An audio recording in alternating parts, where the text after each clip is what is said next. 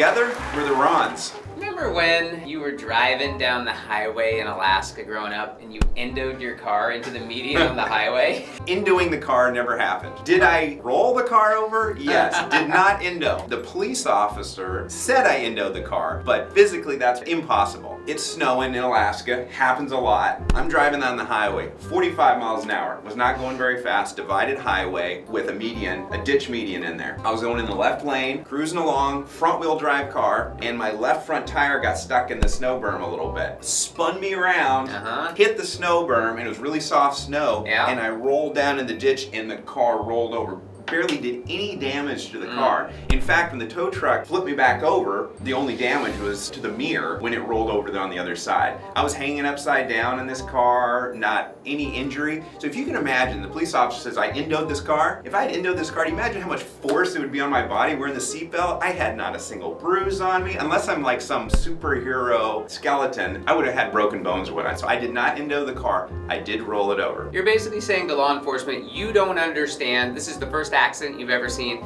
I drove by you on the highway that day. I actually didn't know it was Ronald, and that is something I think is super important, because if you didn't endo your car, why would you lie?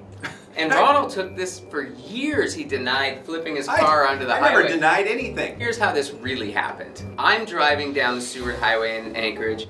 I see a car that looks like Ronald's in the ditch upside down. Later that day, I walk over to his house and I walk past the car, and to his point, there was not a lot of damage. And I said to him, oh my gosh, I thought you had flipped over your car in the ditch. I just saw a car like yours earlier in that day. And he said nothing. He's like, no, the car's right here. Like, what? I'm perfectly fine. Could I have done some things differently driving? You know, are there ways to drive in the ice and snow? That would be something we feel pretty qualified to talk about. Why don't we talk about that? Let's do that.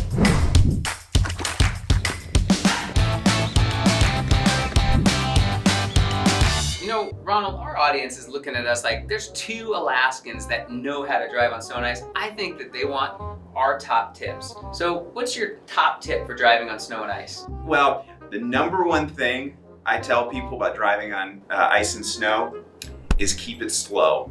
And slower than you think. Slower is gonna be better in all situations in ice and snow. One of the things that I think is terrifying if you're on snow and ice is driving up a hill. If you get to a bottom of a hill and you have to go up it, the biggest fear is that what's gonna happen is you're gonna go up, you're only gonna make it halfway, and then you gotta go back down. And that is a terrifying experience. And a lot of times people don't realize the best thing that you need to do, to Ronald's point, keep it slow and steady, but also turn off traction control. You don't want to have it slip. You want it to have it all power to all wheels at all the time. So you gotta turn off traction control when you're going up that hill. Another key thing to think about when you're doing driving in ice and snow is ensuring that you're keeping everything in very smooth motions. Because anytime you make a jerky motion on the steering wheel, that's an opportunity for the car to start spinning out of control. Or if you brake too quickly, and then it could lock your brakes up. Because some cars from the past didn't have anti-lock braking systems. And you can't count on them to always work. Or if you push the accelerator too fast, your wheels start spinning too quick, and then you can't get up the hill, you're stuck on the hill. So keeping it smooth in all aspects of driving is a big tip that I give. So this car is clearly a rear-wheel drive car.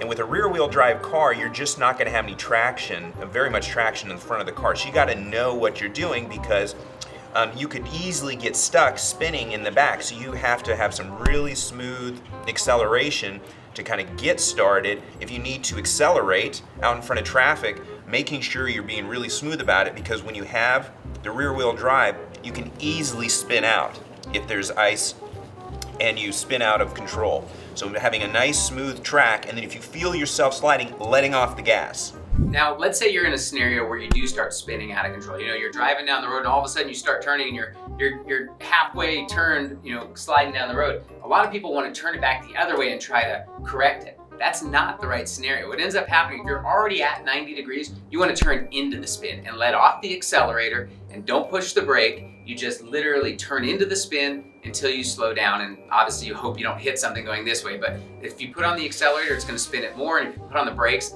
you know, who knows what's going to happen. So turn into the spin, let off the gas and the brakes until it gets under control. When you get into a scenario where you're in a car like this that is either front or rear wheel drive, and you start to have a spin and you get to this place, what you don't want to do is turn it back the other way, because what will happen is you'll end up whipping it around and you'll start spinning back the other way. So what you do is you let off the gas, you let off the brake, and if you start turning, you just turn into the spin, and what'll happen is you'll slowly slow down, but you'll keep going in the same direction. I was in a Jeep and I started sliding this way, and it was in a corner. I was gonna hit the other side of the road. So I turned into the corner, spun around this way, came back around, straightened up, and kept going like nothing had happened. Oh, yeah. You just gotta come prepared. Come prepared with your automobile. Know what kind of automobile you have. Right. If you need snow tires, studded tires, chains, you gotta know that and come prepared with those.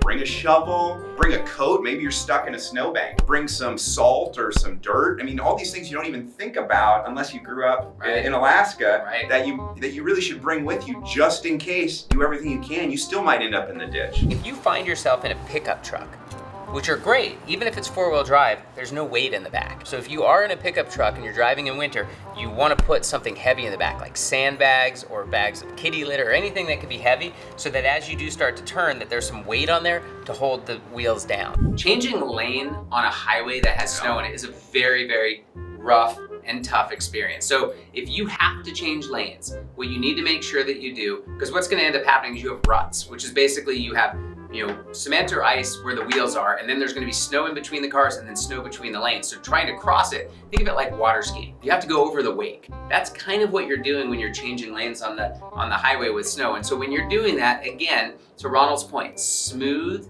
you make very slow changes, no abrupt, don't accelerate when you're doing it, and certainly don't put on the brakes. You just slowly get over, land, and then you put the accelerator back on once you've actually shifted lanes. Yeah, it's a learned talent. Very important as you're changing through the lanes. Like let's say this here is the lane. You're gonna have a berm that you have to go over. Now you don't want to accelerate it and catch air. It might look cool, but you're probably gonna end badly. So you let off the gas, slowly let it go over, and then put the gas back on once you're in the track. If you find yourself in a convertible in the middle of winter, put the top up.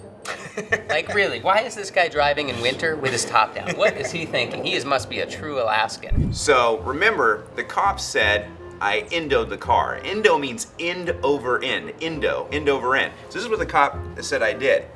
I hit the snowbank between the lanes of cars and went end over end, landing in the snowbank, causing no damage to the front end of the car and causing no damage to me.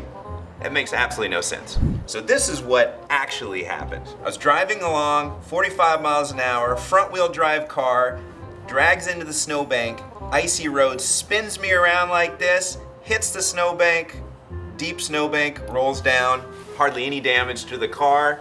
Tow truck flips me back over, backs up all this traffic, and Ronnie claims that he was one of the cars back there, and was able to drive the car away.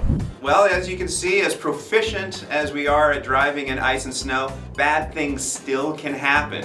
But fortunately, we're still here. We made it through, and we learned a lot from it. Yeah, and Ronald said bad things can happen, and I know that both of us have had our share of getting stuck, because you can be as good of a driver as you want, but at the end of the day, you still can lose control and still find yourself stuck in a snow or a berm. And I think it would be really good to talk about the time that you got stuck in literally the middle of nowhere. Yeah. Let's do that. All right, let's talk if you about want to watch that, click here. Yeah. Let's talk about Ronald getting stuck. Till then, catch you later, man. See you, Ronnie.